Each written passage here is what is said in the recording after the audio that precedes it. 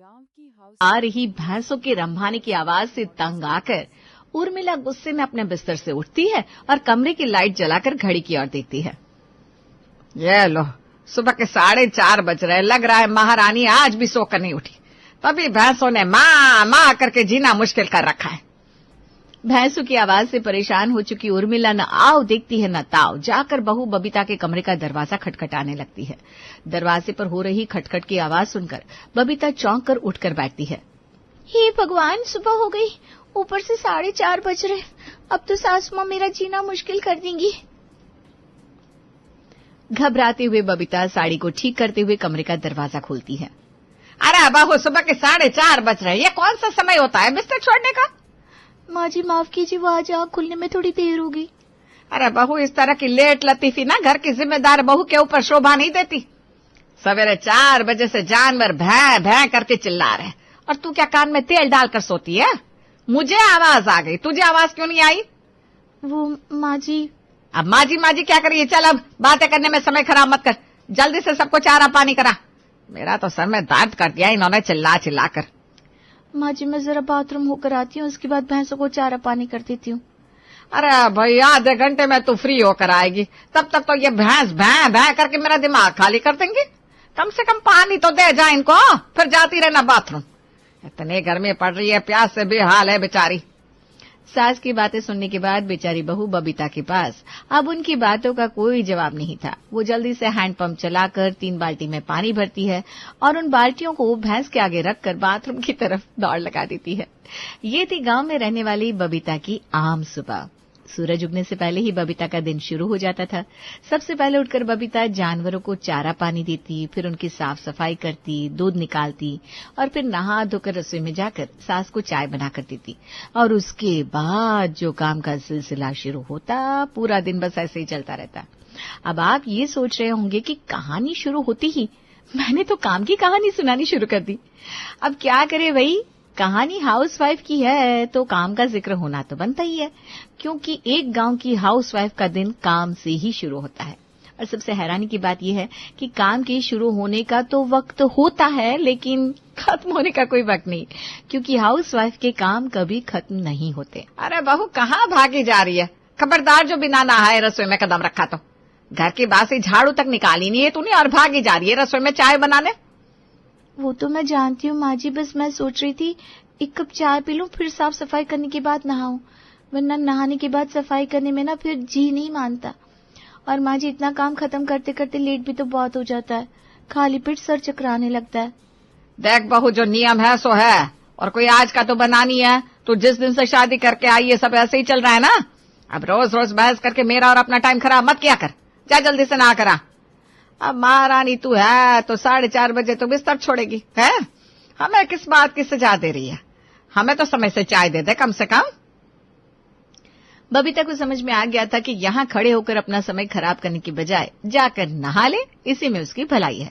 इसलिए वो जाकर पहले रसोई की झाड़ू निकालती है, फिर पोछा करती है, फिर नहा धोकर रसोई में जाती है और उसके बाद चाय बनाकर सबके सामने रख देती है। चाय पीने के बाद, अरे बबीता सुन तो, अब ये साड़ी का पल्ला कमर में खोस कर कहा जा रही है? वो माँ जी, रात के ढेर बर्तन रखे हुए हैं ना, उन्हें धोने जा रही हूँ। और कहाँ जाऊंगी? या बर्तन का काम बाद में कर लेना। ऐसा कर, पहले जाकर भैंस का दूध निकाल। भैंस का समय हो गया है, वरना फिर एक बार भैंस शोर करना शुरू कर देगी ना तो मुसीबत हो जाएगी। सास की बात सुनकर बबीता भैंसों का दूध निकालती है, फिर भैंस के आसपास सफाई करके गोबर के उपले बनाकर एक तरफ लगा देती है।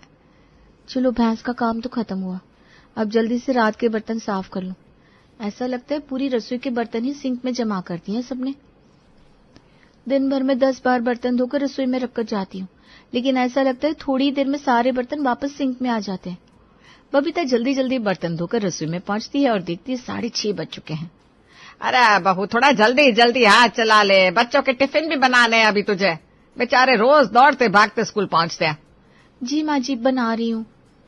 बिजली सी तेजी से हाथ चलाने के बाद भी किसी तरह दौड़ते भागते दोनों बच्चों का टिफिन देकर बबीता ने स्कूल के लिए विदा किया और फिर उसके बाद एक गहरी सांस ली।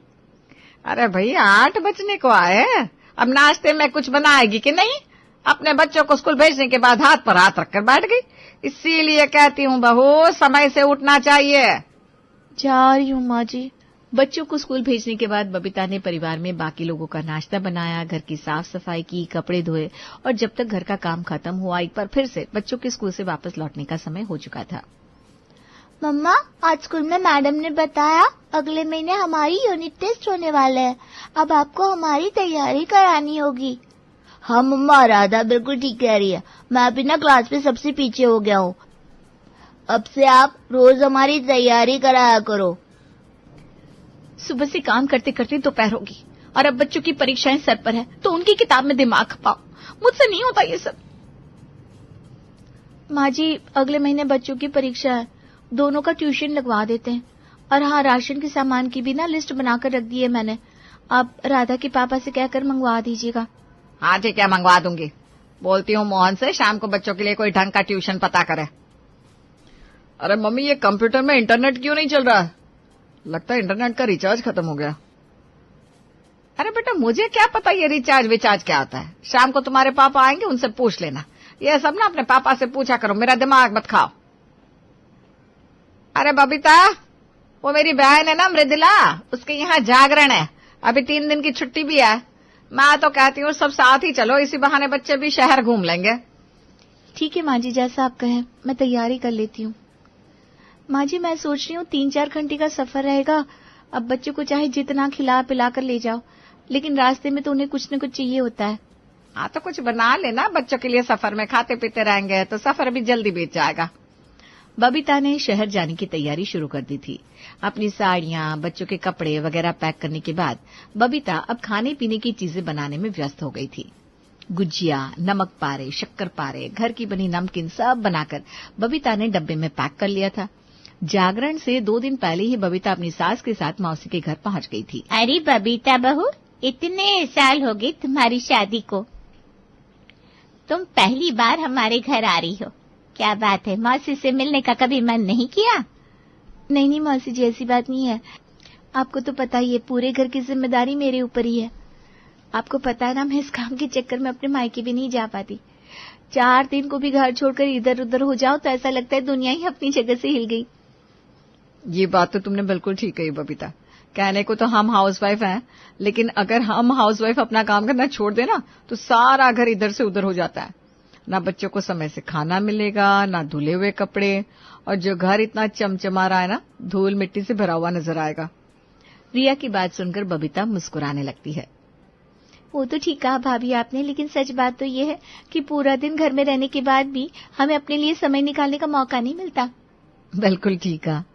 अच्छा बबीता, तुम मम्मी जी के साथ बैठकर खूब सारी बातें करो। मैं जरा अभी को होमवर्क करा दूं। उसके भी कुछ दिन में एग्जाम शुरू होने वाले ना, तो थोड़ा सा पढ़ाई पर ध्यान देना पड़ता है। रिया बहू, इसका मतलब तुम खुद पढ़ाती हो क्या अभी को? जी मौसी जी, मैं खुद ही पढ़ाती हूँ। देख रही है बबीता, एक तू है जो हर समय बस बच्चों के ट्यूशन के लिए घर में शोर मचाती रहती है, और रिया बहू को देख, बच्चे की पढ़ाई की पूरी जिम्मेदारी अपने ऊपर ली हुई है। हाँ दादी ठीक कह रही है। आप देखो ना, अभी को ताई जी खुद पढ़ाती है, और हम लोग जब भी मम्मी के पास आते हैं, मम्मी काम का बहाना बनाकर हमें टाल देती है। उर्मिला का इस तरह शहर में रहने वाली रिया से बबीता का कंपैरिजन करना उसे बुरी तरह से खटक गया था। रिया अपने बेटे को कमरे में ले जाती है और पढ़ाने लगती है। शाम को 5 बजे वो कमरे से बाहर आती है। मौसी जी, आप लोग भी चाय लेंगे? 5 बजे शाम को माँ जी चाय पीती है, मैं उनके लिए चाय बनाने जा रही थी। नहीं बेटा, मेरी चाय तो बहू ने बना दी थी, तुम दीदी की चाय बना दो। भाभी, आप शहर के लोग हो, आपका तो दोपहर का खाना 2 बजे हो जाता है, इसीलिए शाम की चाय भी लेट पीते हो। मैं माँ जी को गांव में दोपहर में 12 बजे खाना खिलाती हूँ, इसलिए माँ जी को ना 4 बजे तक चाय की हुड़क लग जाती है। हमारी तरह समय के पाबंद कहाँ होते हैं आप लोग।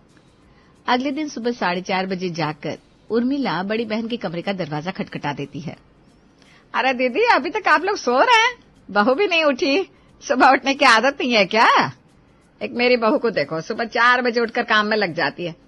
शहर के लोगों का रहन सहन भाई हमारी समझ से तो बिल्कुल बाहर है। देखो उर्मिला, तुम लोगों का रहन सहन अलग है, इस बात में कोई 2 राय नहीं है। शहर में कौन सुबह के 4 बजे उठता है, और हमें कौन सा भैंसों का चारा पानी करना है जो हम दिन निकलने से पहले उठ जाए। और सबसे मोटी बात यह है उर्मिला कि जब सवेरे 4 बजे हम उठ ही नहीं पाते तो बहू पर क्यों दबाव बनाए कि वो 4 बजे उठे। घर के काम निपटाने की जिम्मेदारी उसकी है, अपने हिसाब से वो निपटा लेती है। हम तो अभी 2 घंटा और सोएंगे भाई। ये लो, जब तुम ही नहीं उठ रही तो बहू से किस मुंह से कहोगी जल्दी उठने के लिए। शहर आकर तुम्हारे बिना रंग ढंग खराब हो गया। चलो भाई, लग रहा है यहाँ तो खुद ही अपने लिए 1 कप चाय बनानी पड़ेगी। नहीं नहीं माँ जी, आप क्यों बनाएंगी? मुझे पता है आपको सुबह सुबह चाय पीने की आदत है, इसलिए मैं उठ गई हूँ, मैं बना कर लाती हूँ। आप बैठिए। मौसी जी, आप आराम से सो जाइए। मैं समझती हूँ, अब अगर भाभी समय से नहीं उठी तो इसमें आपकी क्या गलती है। आपकी तो उम्र हो गई है, आप थोड़ी ना सुबह उठकर सबके लिए चाय नाश्ता बनाएंगी। आप आराम से अपने कमरे में आराम कीजिए, मैं माँ जी को संभाल लूंगी। एक तरफ उर्मिला ने मुंह टेढ़ा किया हुआ था, दूसरी तरफ बहू बबीता सास के लिए चाय बनाकर खुद को रिया से ऊपर समझ रही थी। दोपहर के समय राधा, ताई जी के हाथ की गर्मा गर्म रोटियां खाकर मजा आ गया, क्या कहती हो? बिल्कुल ठीक कह रहे हो भैया, मेरा तो मन कर रहा है खाते जाओ खाते जाओ। अच्छा, घर पर 1 रोटी खत्म करने में भी 2 घंटे का समय लगाते हो दोनों, और यहाँ ऐसी बातें कर रहे हो जैसे आज से पहले कभी रोटी नहीं खाई। माँ रोटी खाई है, लेकिन ताई जी की तरह गरम गरम रोटियां बनाकर कहाँ खिलाते हो आप? अब तो सवेरे रोटियां बनाकर रख देते हो, हम स्कूल से आते हैं तब तक सारा खाना ठंडा हो जाता है, इसलिए खाने में टेस्ट भी नहीं आता, ना ही उसे खाने का मन करता है। बस फिर क्या था, बबीता का गुस्सा 7वें आसमान पर पहुंच जाता है। हाँ हाँ, रख देती हूँ मैं रोटियां बनाकर, कोई गुनाह कर देती हूँ क्या? भूखे तो नहीं रहते हो ना, पेट भर जाता है ना तुम्हारा। और मेरा कंपैरिजन अपनी ताई के साथ मत किया करो। ताई जी के यहाँ पर घर के काम करने के लिए नौकर आते हैं, मेरी मदद करने के लिए कौन है वहाँ? झाड़ू पोछा बर्तन कपड़ा सब हाथ से करना पड़ता है मुझे। सिर्फ इतना ही नहीं, तुम दोनों के अलावा 2 भैंस भी है घर में, उनकी भी पूरी जिम्मेदारी है मेरे पास। अरे जानवरों का काम निपटाना आसान है क्या? जानवर के साथ जानवर बनना पड़ता है, तब जाकर काम खत्म होते हैं। तुम दोनों का क्या है? तुम्हें तो बस बातें बनाने से मतलब है। अरे मम्मा, अब तो नाराज हो गई, प्लीज नाराज मत हो, हमारे कहने का वो मतलब नहीं था। हमें पता है आप दिन भर काम करती रहती हो, बहुत थक जाती हो। हाँ मम्मा, हम कोई कंप्लेंट नहीं कर रहे हैं, हमें पता है आप सुबह 4 बजे उठती हो और उसके बाद आपको पूरा दिन आराम करने का मौका भी नहीं मिलता। अब प्लीज गुस्सा मत हो। गुस्से में बबीता ने जो मन में आया वो बोल तो दिया था, लेकिन अब उसे एहसास हो रहा था कि वो मृदुला मौसी के यहाँ मेहमान बनकर आई है और शायद वो जरूरत से ज्यादा बोल गई है, इसलिए फिलहाल वो बात को वहीं खत्म कर देती है सबको खाना खिलाने के बाद। अरे रिया बेटा, कहीं जा रही हो क्या?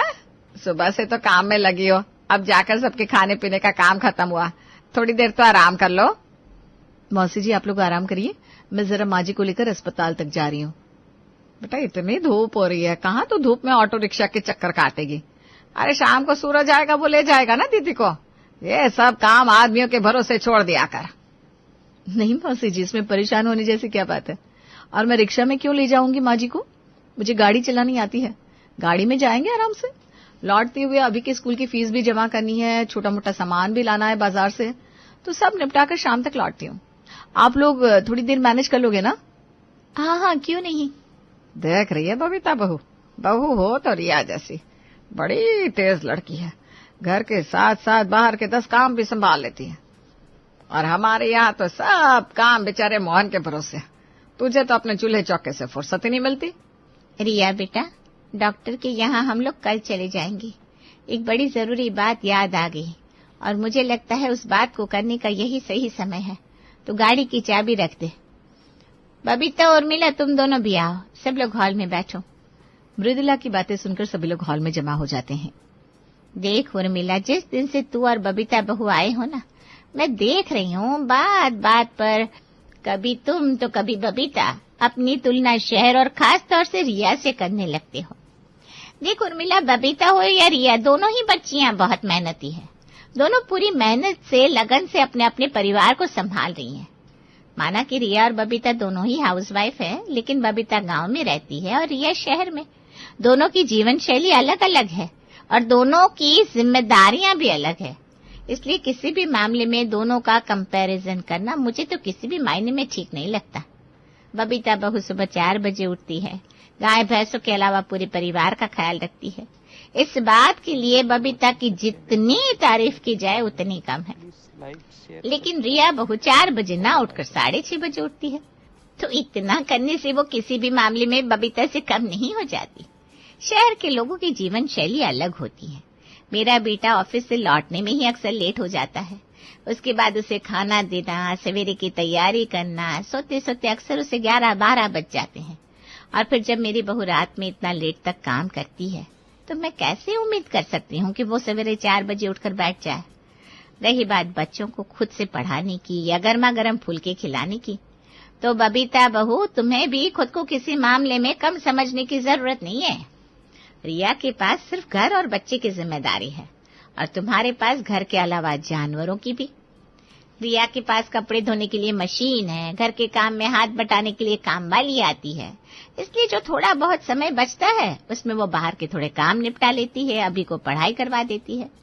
वहीं बबीता पूरा दिन घर के कामों में उलझी रहती है, तो उसके पास कहाँ से बाकी काम करने या बच्चों को पढ़ाने के लिए समय बचेगा। अगर तुमने बच्चों का ट्यूशन लगाया भी है तो उसमें कोई बुरी बात नहीं है। रहने दो दीदी, आप तो बिना बात ही सर चढ़ा रही हो बहू को। अरे घर का काम ये लोग नहीं करेंगे तो कोई और करने आएगा क्या? पूरा दिन घर में तो रहती है, कौन सा नौकरी बजाने के लिए बाहर जाना होता है जो थकान हो जाएगी। देख उर्मिला, ये तेरी नौकरी वाली बात ना मुझे सही नहीं लगी। अरे आदमी ऐसी बातें करे तो फिर भी समझ में आता है, तू तो औरत होकर औरत का दुख नहीं समझ रही।